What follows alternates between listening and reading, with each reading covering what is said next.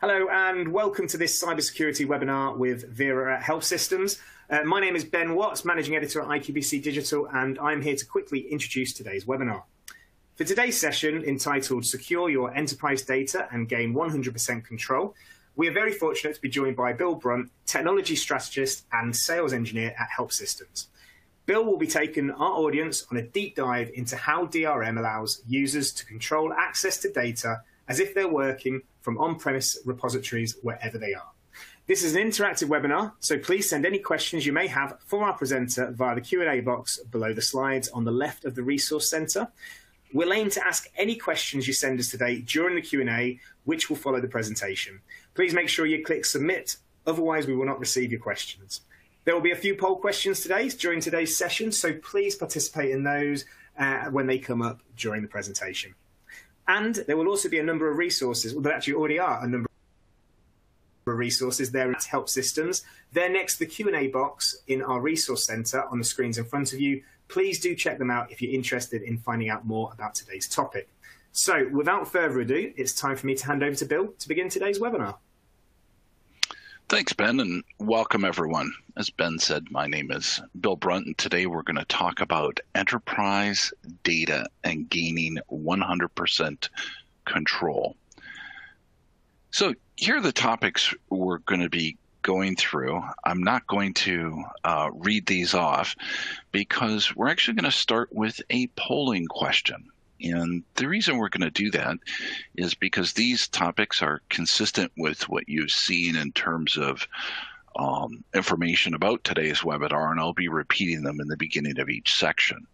We're going to do the polling because it allows us to understand the audience, and I will be tailoring the talk track a little bit based on the results of these polls. It basically measures experience. Brilliant. Thanks, Bill. Great introduction to a poll, by the way. So what is your experience with digital right management? That is the question. The options we have in front of us are, I've heard of it, but that's where my experience ends. I know some concepts. I regularly use a DRM tool. I've administered or deployed a DRM tool, and I have deep expertise around DRM. Bill, what would you expect would be in the majority here in terms of the options we've got on show?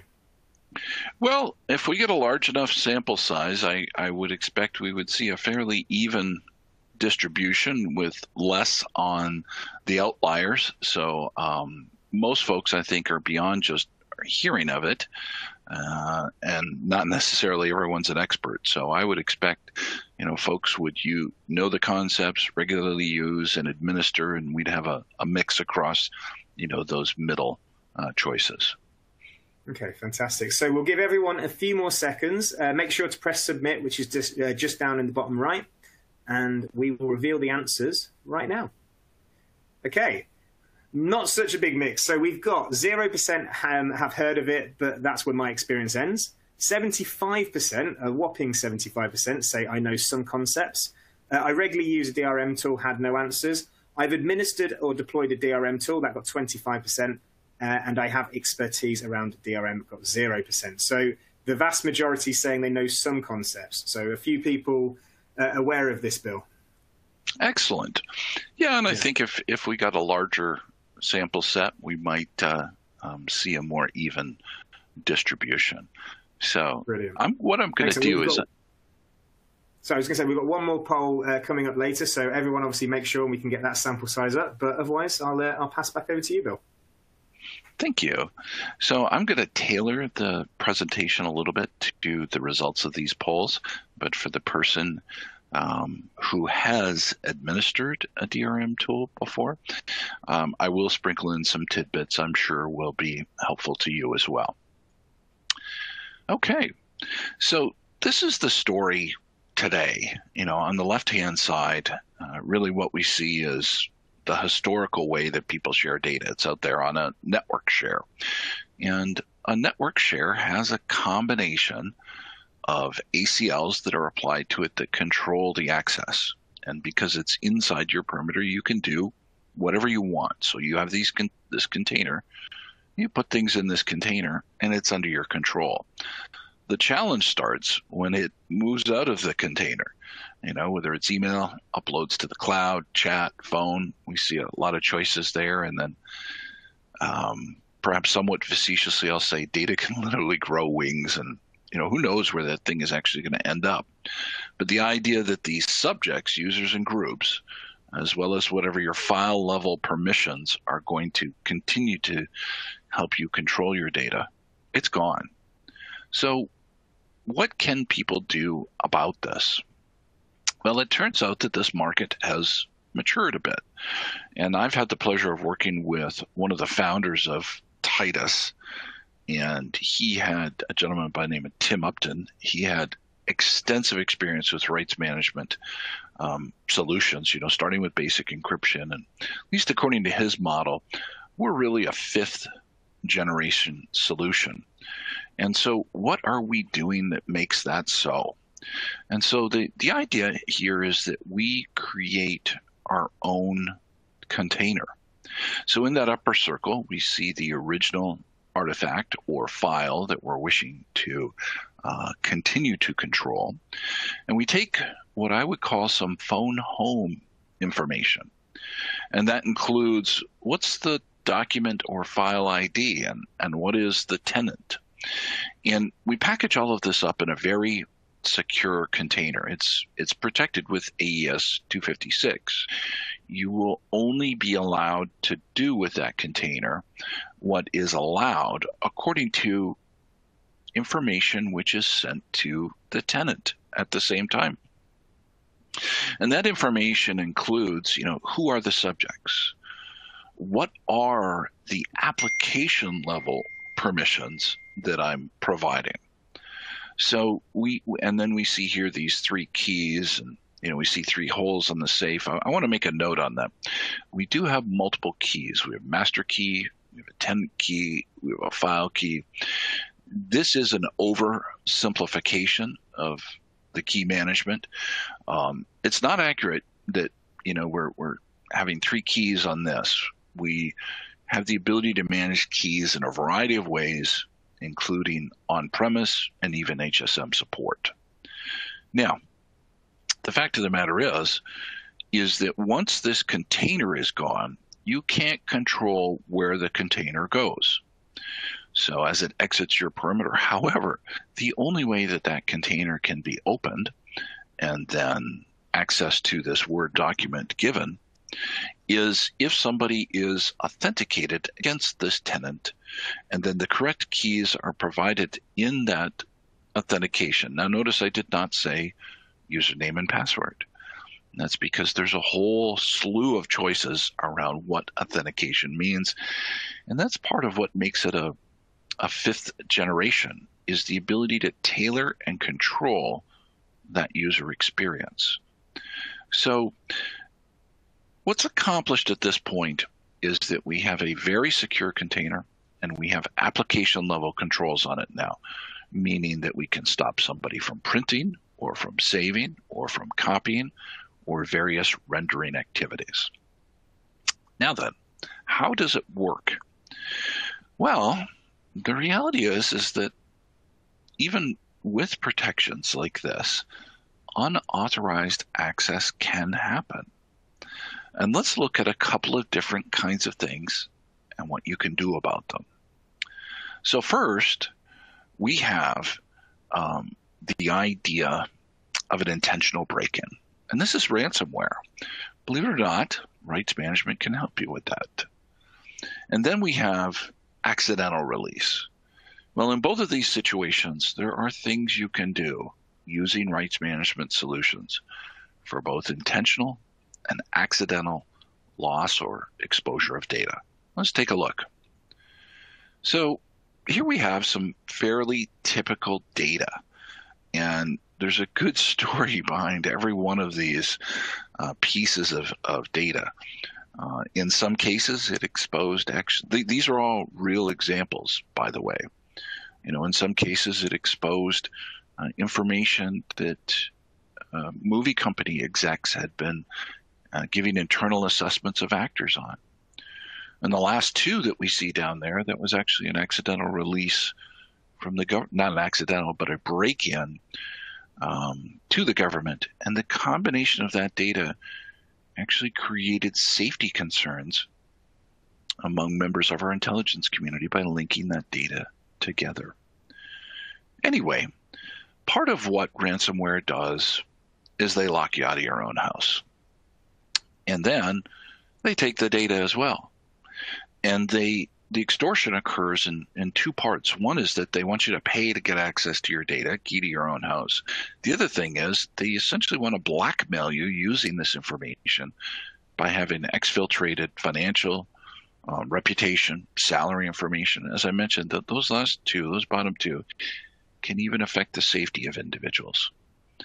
So how can rights management help? Well, instead, we can create a situation where we apply protection to the files when they reside internally. Now, that's not going to stop the first part of it, because that's not what we're trying to do with rights management. So they will still lock you out of your own house, so to speak. However, that exfiltration effort, the only thing they're going to get their hands on is files that have been already protected.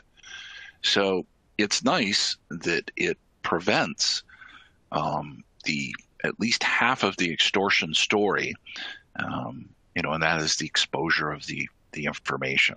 And that's a powerful complement that's not often thought of around rights management.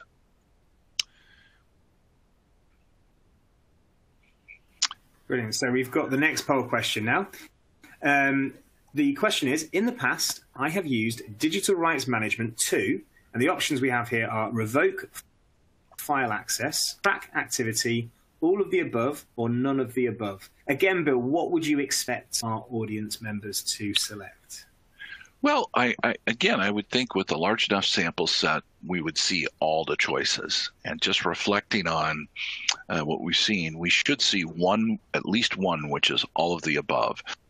I think we had a little more than half of our members participating, if I did my math right, last time. Yeah, it looks it. Yeah, so hopefully we can get everyone participating this time. So we'll give you a few more seconds if you want to select your option, and obviously press the submit button in the bottom right-hand side, and we will reveal the answers. So I would guess that we'll have at least, there we go. Good. Oh, that's excellent. So we've got 0% saying revoke file access, 25% saying track activity, 50% all of the above, so perhaps one or two more than you were hoping for there, and 25% none of the above. So a nice mix, Bill. Yeah, that's great. Maybe I'm not expressing myself very well. That's certainly consistent with what I would have expected. So, fantastic. Now this next slide I think is interesting. And we've got this cartoon here on the left. And basically we've got this pile of cybersecurity, data security protection solutions. And it's firewalls, there's CASB, there's DLP. I mean, there's all kinds of things in there. And then in the right-hand corner, we have Dave. Now, assuming that this slide is occupying a good portion of your screen, then I want to draw your attention to the document that we show, the Word document that we show on the right-hand side. This is fictitious, but it's meant to illustrate a protected document. We see a toolbar in the lower right-hand corner. It starts with that green square with the person inside of it. And it's meant to show export-controlled, highly sensitive intellectual property. Now, you'll notice that in terms of the subjects that we've assigned access to on this document, that we have somebody else who's the owner of this file is somebody named Bob in Titus Cloud. And we've also got Alice in Titus Cloud. And she's allowed to view it in the browser only. Okay, so that's fine. But then we've got the entire domain of Gmail. So that means that this document currently is accessible by every single person with a Gmail address. Fortunately, one of the things that you'll see in 5th generation systems today is dynamic controls. Because the access calls home, When access is revoked and we click here, the experience in the portal changes. We get the obligatory, "Are you sure?" We confirm that. And now we go to the user, and they're sitting here viewing this. And then all of a sudden, a dialog pops up. And it says, so this is occurring while the document is actually open. Now, I've showed you a browser-based view. We also support very similar kind of capability for the full client. In other words, if you are running Microsoft Word, because we are embedded into these applications. Now, the advantage, I'm going to go back for a second. What do you do when somebody takes an iPhone out and they take a picture of something that you would like to protect? I mentioned in the beginning that one of the application settings that can be applied is how it's rendered. And in this case, we've chosen to render it with a repeating watermark. Now, it's quite busy. It actually distorts the text, and we have controls that actually control the frequency of this rendering, so it doesn't disrupt the text as much, but yet remains persistent throughout the document. Any picture, we cannot prevent somebody from taking a picture of a screen. However, we can make sure there's a means to follow up and find out where that occurred. So there's a lot of different controls about what gets rendered and what images and what additional metadata besides somebody's email address would be captured. This is just meant to give you a glimpse. Now, they were viewing this in the browser and we're revoking this in the browser. As I mentioned a moment ago, the same thing can be done inside of full client applications. However, the view in browser has the advantage of not requiring, and we can edit in browser as well, so it doesn't require any client-side software. Or you can elect to put the client-side software. Again, it's very tailorable from a user experience standpoint. Now, these policy settings, they contain many application controls. We can spoil it. Some people call it a time bomb. We do. That basically means, you've heard the cliche, this offer is only good for 30 days. Well, literally, you can send things out that are only good for 30 days. I talked a little bit about the rendering. We've got protections on email attachments. We've got your standard application controls like printing, saving, copying. But we also allow you to trust someone that you're sending this to. In other words, it may be that there's a colleague that understands and you would delegate to that one person the ability to also control the access to this. And so that can be done as well. And there's a lot more. It reflects the maturity of the marketplace today, just the scope of settings and controls that exists. So this is an interesting one. I mentioned rendering. Now, while we can't stop somebody from taking out their phone, we can stop a huge number of screen sharing as well as image capturing technologies. Here, I have a policy in effect on that same document, and I've decided to use my snipping tool. And since Windows 7, there's a facility to detect any kind of screen capturing or sharing, and we use that. So we have a policy setting here that says show the watermark, but don't show the document, gray the whole thing out. And that's just another example of a rendering control. Now, loss of insights. When something leaves the perimeter, no longer do you have access.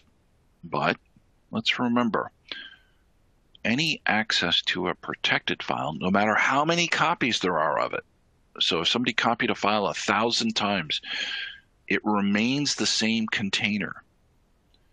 The container itself, the contents inside, if someone has access, can be different across those. But the controls for accessing whatever that container holds are controlled centrally and from the original file. So because the document ID and the tenant ID remain the same, so it's going to phone home and it's going to say, how do you want this handled? since it is calling home and doing this, we get 4 levels of insights because that call home tells us what's going on. So one aspect is users can see the activity. So this is the view that Bob would see. And fortunately, we see that revoke access that was shown a few moments ago. And we also see this is the only person who accessed it. So this is very powerful because, well, we granted access to the entire Gmail domain, we revoked it, and no one from Gmail actually accessed it. So there was actually no breach. So this dynamic control, in conjunction with insights on the activity, give you control after the fact. It's really quite powerful, and it represents the state-of-the-art workflows in the digital rights management marketplace today. It may be that you need to explore a little bit more beyond the user level. So we have a grid, and we show actions. Did somebody protect? What was their activity? Was it file or email? What the platform is, acted upon, date, time. And we can filter any of these things. If I put a filter in this box or this box, this list, for example, is giving me a particular file. This is giving me a case when we log somebody out. We can set the date range. And then finally, we can export this. That's what this top button is, as CSV. The reality is that no matter how many reports and dashboards a solution includes, invariably there will be a need for exploration activities. Now, this is meant to give a limited, purpose-built data set, meaning that the use of filters, date ranges, gives you the data that maybe it's one user for the last 2 years. Okay, that's quite reasonable. It's not reasonable to attempt to download in a CSV the activity of a several 100,000 person company and see 3 years worth of activity. This is a great forensic tool to begin to chase and download. If you do need, and so this is an example of it. We see here the larger spreadsheet in the background shows all the data. The spreadsheet in the foreground shows that simply transformed, vertically shifted. You can do pivot tables, whatever you want. It's very powerful to be able to get that data set. Now, what if you need it all and you need aggregate, activity? Nobody's going to look at 17 billion rows of activity. However, they may want to know the aggregate behavior over this. And we can provide syslog feeds to take you to a popular SIM, Splunk, logarithm, whatever is your choice there. And then additional reports on the entire data set can be run. So because of the phone home capability, your insights are actually greater. And they're greater because not only are you collecting them from the phone home, but they're at the application level. What did somebody actually do with it? Were they printing it? Were they saving it? Were they copying it? Did they attempt to share it in a screen share? So all of that information and more than what we've talked about today is available there. Who, what, when, where? This one can be controversial. And so we are, in fact, if it is enabled. So one of the things is there is a setting to control whether GIS information is used. Now, this is not GPS based. It is a best effort based on IP address. And you can see here in the example that we actually have 2 locations of access. Now, you can't see it, I don't think, but this says 8. I think that says 30 something, I'm not sure. And this access, I zoomed in on this, and this is, I do live in a suburb of Buffalo. It's not quite right in here, but once I zoomed in, I was surprised at just how close this got. And of course, it's going to vary. It is, as I said, best effort. Down here in the lower left-hand corner, we see access over here because I use a large cluster of virtual machines, and they're actually located out in Las Vegas, in a suburb there. So this is optional, but know that this capability exists. Now, what are the difficulties? Why do we have 5 generations of this stuff? Well, the legacy of rights management, this stuff is hard to understand. The people that are attending today's call, they're here because they're interested in learning more about rights management. We saw from the experience level, we've had people revoke and track. So these concepts are not only familiar to you, but you've done some of these things. So if I start explaining, oh yeah, you get this interface and down here you can, click and you can revoke. You know that, but not all of our users will. And they find this yet to be one more complication in their job. So how do you get adoption? Well, it all comes down to workflows. So if you want to start using it, do you have to install an application? No. Do you get more capability if you do? Yes. But can you get started with it with zero application, purely web-based? Yes, you can. We often have users saving documents to various repositories. How can we provide this same level of protection in the internal repository with rights management? I'll show you that in a moment. All of these items listed here, we are able to provide automated workflows for. So the users don't have to know anything about a container and keys and calling home. None of that is required. They keep doing their same workflow. They send an email and something automatically happens. Would you want, for example, to simply be able to tell the users, as long as you have the word secure in an email, then it'll automatically be protected. And I say secure in an email, I mean the file name. That's reasonable for users.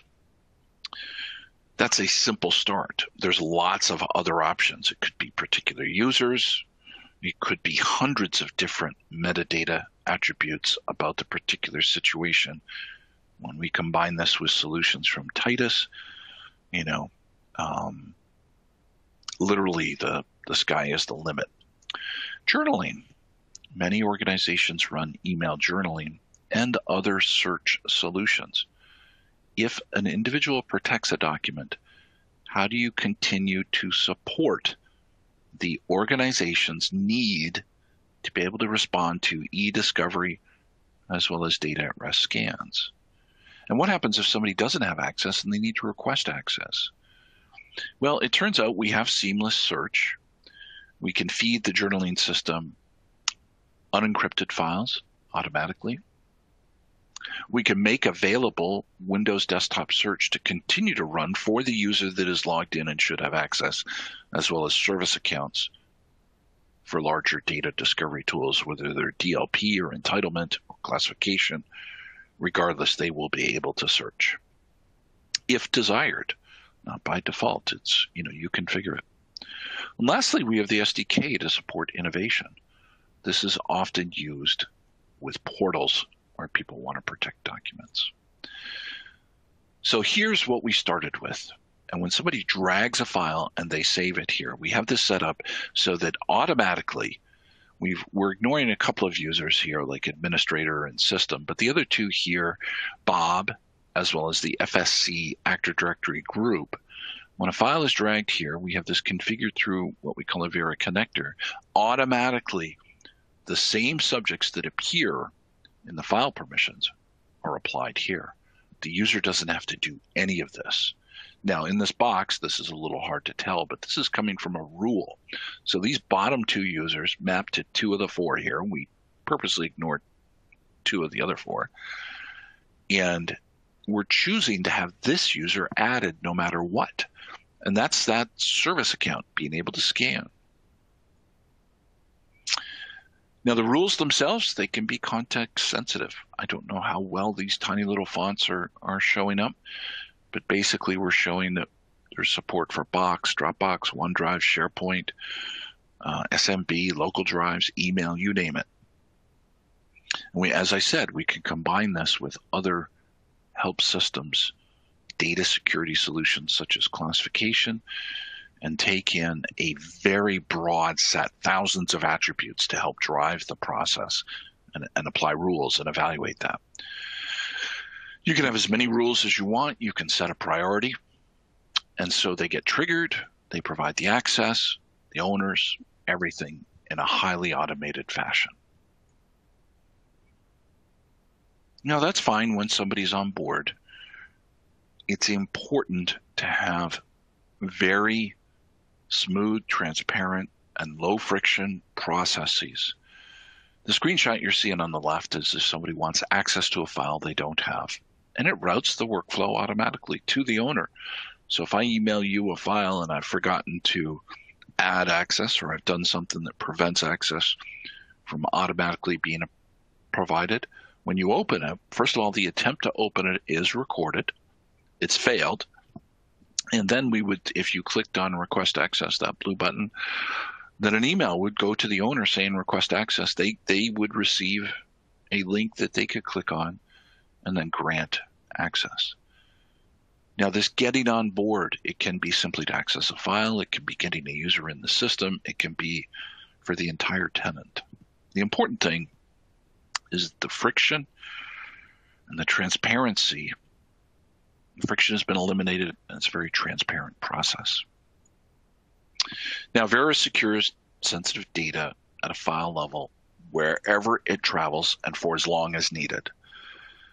I hope that I've illustrated these things to you today. We're going to end with our last polling piece. And what we'd like you to do is just enter 3 single-word descriptions.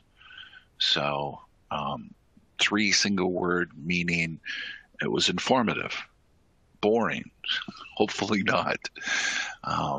Whatever you feel it was, not that, it was interesting. So if we could have 3 words, each of them that can stand on their own to describe today's session.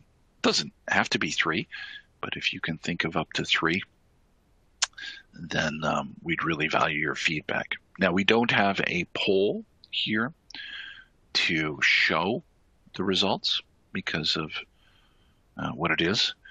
We are going to take the results that you provide here and then make them available to you afterwards, in a word map kind of setup. So having said that, we're going to move to the Q&A part of things. I do want to thank you for attending today. A fair amount of time was spent preparing for this because we don't know who's going to show. And in other words, the level and experience of the people attending. We tried to make sure there was something here for everyone. We really wanted to focus on the marketplace, the fact that 5th generation solutions are available. Naturally, I'm biased towards Vera. It is a SOC 2 compliant. It's part of a larger data security suite in a portfolio. But many of the concepts today, you will see some of these in other solutions out there. I'm not aware of anything that brings it together in a manner like Vera does. And with that, I'll open the floor to questions. Thank you very much, Bill. Thanks, Bill, as well. Before we go into the questions, for an excellent and really informative presentation as well. As you mentioned, we're moving on to the Q&A now. So before we dive into the question, please continue to send your questions to us. The Q&A box is just underneath the presentation box in the middle of your screens. And make sure to press submit as well. Any questions we don't get to, don't worry, we'll send them to Bill after the session has completed. So we'll start with this question, Bill. It comes from Edward, and he asks, what is the average time to deploy digital rights management? Yeah, so I want to apologize in advance. It is it depends answer. So I think that you can very reasonably get going in a 5-day period. Meaning that we get a tenant set up, we get the rights management with the policy in place that are usable for your organization, and we probably have some automated workflows running for you. It's not a difficult process to get started with, but like anything, we like to say here at Help Systems that IT is a journey, not a destination. And there's a couple things that are going to happen. Number one, on day one, you're not going to use everything our solution has to offer. So we fully expect that customers will be iterative and use ever-increasing more capabilities within the product. We have several that use the SDK. They built it into the portal. That doesn't occur in 5 days. The other thing that will occur is that we will come out, as we do on a regular basis, with new capability in the product. So, you'll easily get started in a 5-day period, and it may be that your initial requirements don't fit in 5 days. Somebody could say out of the box, I want to do these 25 workflows. Okay, well, that's going to take a little bit longer. And we will certainly enable you to do it, yourself.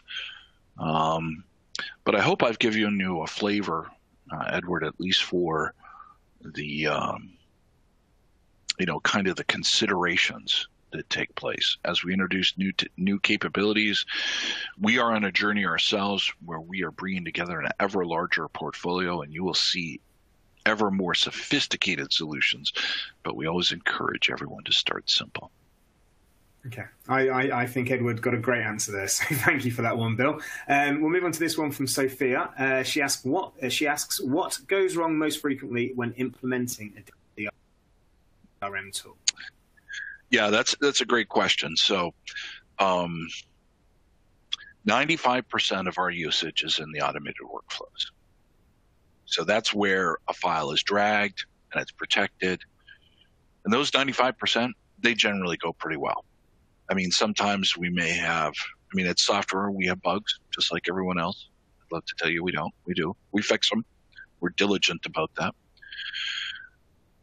The 5%, which is not automated, doesn't have these workflows. People don't keep it simple. They start out and they say to the users, okay, you've got subjects. You've got 4 different kinds of subjects. There are users, there are groups, there are domains, and there is anyone. And you can assign any one of these 4 subjects, have as many subjects as you want. And I've got these 25 different policies, and you can associate the policy. People's eyes roll in the back of their head. It's too complicated.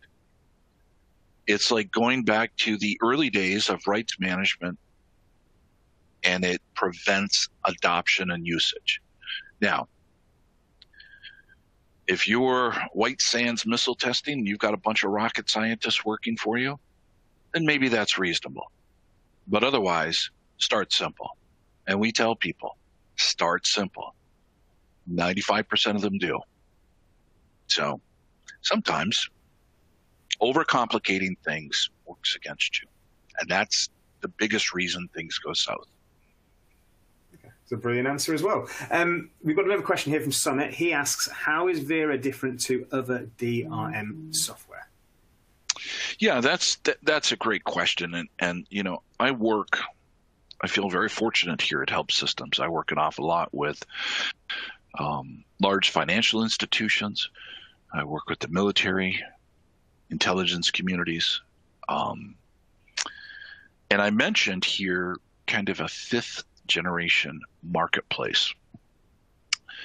So some of the things that I've shown you, the idea that something phones home, you're going to find that, pervasive in the marketplace today.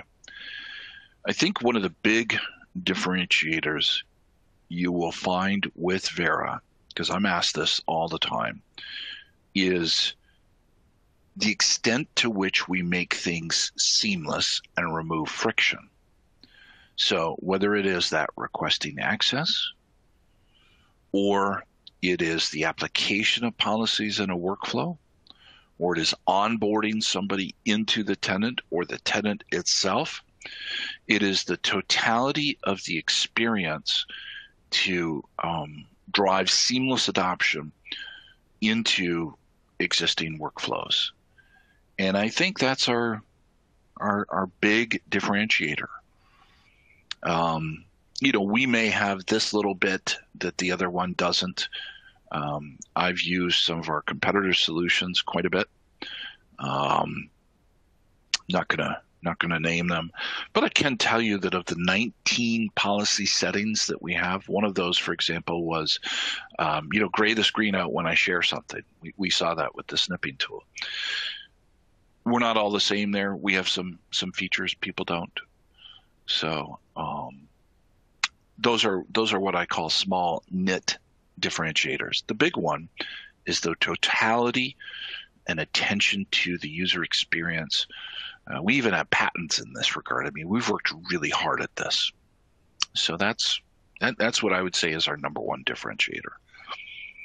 Okay, brilliant. We've got a couple more questions that just come in. I think you've kind of answered them, to be fair. One of them was, what is the DRM user experience like? I kind of feel like you've just answered that, but if there's anything else you'd like to add, please do. But the final question is, how safe is it to use? Let me comment on that one. What is the user DRM experience? And so the answer is, and I'm not trying to be flip, it's what you make it. And so this is what I mean by controlling the user experience. We can literally control what a user sees in the portal. So often I will show people, here's an administrator going in, here's a regular user going in.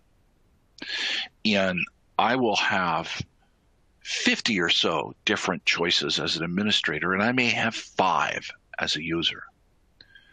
So the experience is what you make it, and we recommend that, and I will draw on some of my previous answers, that you start simple and you keep in touch with your users.